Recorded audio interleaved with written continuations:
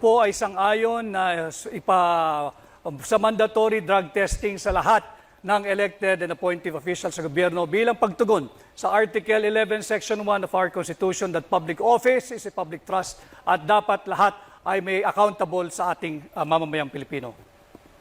Kulang pa po yung oras nyo. Baka may gusto pa ho kayong sabihin. At yun nga po aking isinususog din yung Dangerous Drugs Board Resolution number 13 series of 2018 na nagpapahintulot na i-undergo sa drug test ang mga elected officials. Okay. Pakinggan po naman natin ang posisyon ni Attorney Luke Espiritu. Ang pagsugpo sa droga, hindi yan magic formula para sulbahin ang lahat ng kabulukan sa gobyerno. And dyan na naman tayo, ginagamit na naman natin ang droga bilang pinagkakasya natin ang problema ng buong bayan na yan ang magiging problema. Yan ay tokhang mentality ni Duterte. Kaya yan lumalabas dahil aminin na natin, nagbabanggaan si Marcos at si Duterte pinaparatangan niya si Marcos na bangag.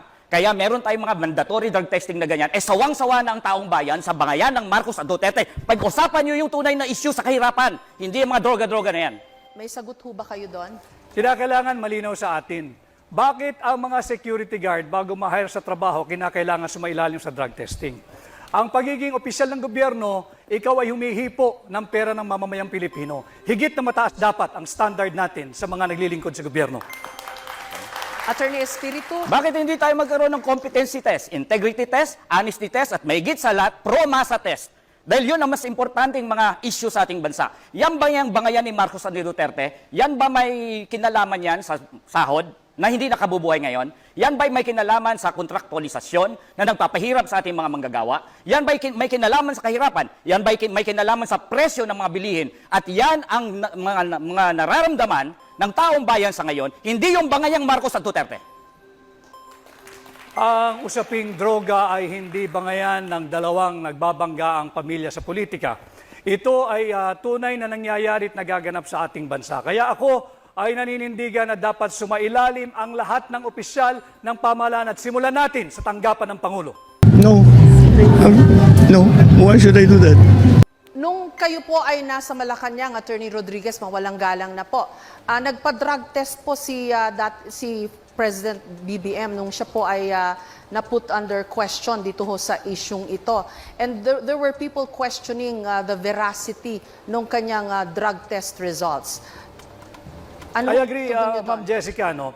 Subalit, kaunting pagtatama lamang. Yung drug test na ipinakita, that was during the campaign period, sometime November of 2021. Noon namin ipinakita yung negative drug test. Subalit nagpapatuloy yung issue ng paggamit ng droga ng mga matataas na opisyal ng ating pamahalaan. Para matapos na ang istoryang ito sapagkat ito'y interes ng lahat ng Pilipino. Sumailalim na sa isang open, fair, transparent, and credible hair follicle drug test ang lahat.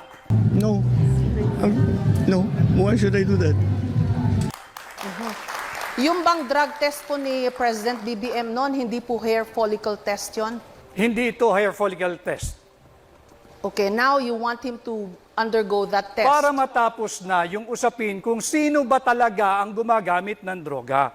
Kinakailangan pagbigyan natin, again, ulitin ko, public office is a public trust. Malinaw yan sa ating saligang batas, Article 11, Section 1. At karapatan ng bawat Pilipino, lalo na ng mga kabataan, malaman kung tayo ba'y pinamumunuan ng isang taong may tamang pag-iisip.